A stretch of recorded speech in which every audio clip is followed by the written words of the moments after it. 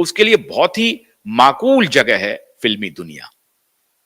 और पिछले 30-35 वर्षों से इन लोगों ने मल्टीप्लेक्स में अगर फिल्में नहीं चलती हैं तो ब्लैक मनी को खपाने का एक नया रास्ता निकाला था। अब वो ब्लैक मनी, चूंकि फिल्में नहीं चल रही हैं तो ब्लैक मनी पर ही आश्रित रहना पड़ेगा। तो ब्लैक मनी के लिए जो और बिजनेस हैं उनको सपोर्ट करना पड़ेगा। वो और बिजनेस क्या है साहब? तो वो उसमें रियल एस्टेट है, उसमें आपको ड्रग है, और भी सेक्स रैकेट है। इन सारे रैकेट्स में, इन सारे रैकेट्स के पैसे, और ये सारे रैकेट्स ध्यान रखे हजारों करोड़ का इंडस्ट्री है, ये छोटा मोटा इंडस्ट्री नहीं है, हजारों करोड़ की इंडस्ट्री है। उनसे पैसे ये ब्लैक मनी कमाते थे और इनको ये फिल्मों में खपा देते थे। अब आप सोचिए साहब, ये बिजनेस मॉडल है, बिजनेस मॉडल है। आईपीएल, ये जो क्रिकेट है, ये भी वही है साहब, थोड़ा का ही फर्क है। इसमें भी ब्लैक मनी का खूब बोलबाला चल रहा है, भयंकर। जहां पे पब्लिक का इंटरफेस हो रहा है 200, 400, 500, 1000 रुपए तक का, और उसमें टिकट बेचा जा रहा है, खरीदा जा रहा है, वहां पे इस तरह के ब्लैक मनी को खपाना बहुत ही आसान काम है। और इसीलिए आईपीएल का भी ये धंधा खोला गया था कि ये आईपीएल के मैचेज होंगे, चीयर लीडर्स डांस करेंगी, वहां पर शराबों का दौर चलेगा, नाच गाने होंगे, और फिर ये ब्लैक मनी को वहां पर खपाया जाएगा।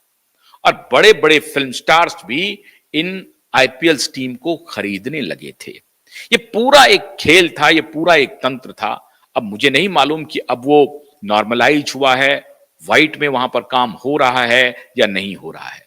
मैं आज भी दावे के साथ कह सकता हूं कि आईपीएल के खेल में आज भी 70 से 80% नकली कारोबार चल रहे हैं, as far as financial operation is concerned. ये जो आईपीएल का पूरा खेल था, आज ललित मोदी फरार है। ललित मोदी को भारत सरकार ढूंढ नहीं पा रही है, आपको मालूम होगा। ललित मोदी गायब हो गया है। तो बॉलीवुड, क्रिकेट, ये दोनों एक हो गया था, और इसलिए मेरे जैसे व्यक्ति की रुचि क्रिकेट में खत्म हो गई थी। तो क्रिकेट में भी ये धंधा खप रहा था। अब ये अभी दुबई में मैच चल रहे हैं, और शारजाह में मैच पहले भी होते थे, आपको याद होगा। शारजाह में कौन मैच देखता था? वो फोटोग्राफ आज भी बहुत चर्चित है, मालूम है ना आपको, शारजाह का वो चश्मा वाला फोटोग्राफ। तो शारजाह में क्रिकेट, बॉलीवुड और क्राइम, ये तीन सिनेमा कहते हैं उसको, 3C, सिनेमा, क्रिकेट और क्राइम, ये पूरा बिक रहा था। और पिछले 35 वर्षों से इस पर लोगों ने अपनी गाढ़ी पूंजी लगाई।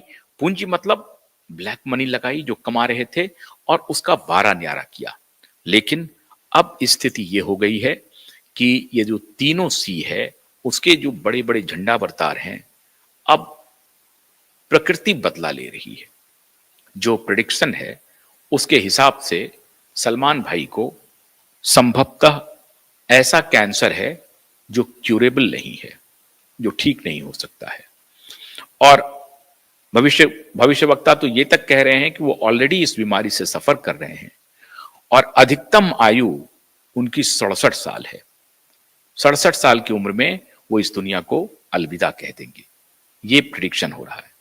और ये भी कहा उन्होंने कि लॉरेंस बिश्नोई से तो ये बच जाएंगे, लेकिन इस बीमारी से नहीं बच पाएंगे। दूसरे स्टार शाहरुख खान के भी बारे में उन्होंने प्रेडिक्शन किया है, और दोनों, एक का जन्म नवंबर में है, दूसरे का जन्म दिसंबर में है। नवंबर और दिसंबर माह के दोनों इनका जन्म है 1965, और 67 वर्ष की आयु में इनके निधन की बात प्रेडिक्ट की गई है। अब इसमें कितनी सच्चाई है, ये कितना गलत है, अगर आप मुझसे पूछेंगे तो मैं तो यही प्रार्थना करूंगा कि ये गलत हो, ये भविष्यवाणी पूरी तरह से गलत हो। लेकिन उस भविष्यवक्ता ने दावा किया है कि सलमान खान उस गंभीर बीमारी से ऑलरेडी गुजर रहे हैं, और उनकी अधिकतम आयु 67 साल है। उन्होंने और भी प्रेडिक्शन किए हैं, लेकिन सलमान की जान खतरे में है बतौर एस्ट्रोलॉजर। ये मैं दावा नहीं कर रहा हूं, मेरा नेटवर्क दावा नहीं कर रहा है, लेकिन बतौर एस्ट्रोलॉजर सलमान खान की जान खतरे में है। अब जो दिशा और सुशांत के प्रशंसक हैं, जिन्होंने पिछले 5 साल से बायकॉट बॉलीवुड का अभियान चलाया हुआ है, अब लगता है कि शायद उनकी बद्दुआ ऐसे स्टार्स पे लगनी शुरू हो गई है, अगर ये प्रेडिक्शन सही होता है तो। फिर जब मैंने आपको कहा कि ऊपर वाले से सबको डरना चाहिए, और जब आप अपनी तूती अपने अहंकार में बुलवाते हैं, या जब तक आपकी तूती बोलती है, तो वक्त आता है जब आपसे सब कुछ हिसाब कर लेता है। और आज आपको शायद लोगों की बद्दुआ झेलनी पड़ रही है। ऐसे ऐसे लोगों को के कैरियर को आपने बर्बाद किया, तबाह किया, तो प्रकृति आपसे बदला ले लेगी। इस पर जरूर लोगों को ध्यान रखना चाहिए। इस पर लोगों को नजर रखनी चाहिए कि कोई देख रहा है, कोई ऊपर वाला है जो देख रहा है। वो आपके कर्मों की सजा आपको देगा। आप कानून से बच जाएंगे, आप पुलिस से बच जाएंगे, आप नेता को पटा लेंगे, उद्योगपति को पटा लेंगे, पैसे वालों को पटा लेंगे, फिल्में आपकी हिट हो जाएंगी, ये सब कुछ होगा। लेकिन अगर आपने कुकृत्य किया है तो उसके नतीजे आपको भुगतने ही पड़ेंगे। और वो ऐसा लगता है कि शायद खान ब्रदर्स को भुगतना पड़ सकता है।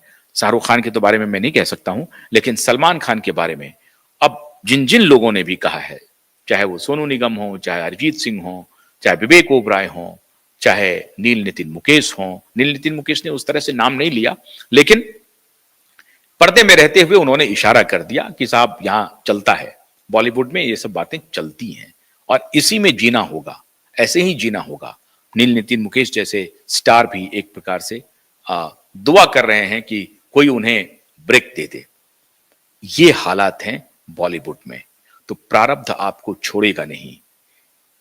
पता नहीं एसआईटी और ये तो जांच कर ही रही है, पता नहीं इनकी भी आंच उन तक पहुंचेगी जो स्थिति लग रही है।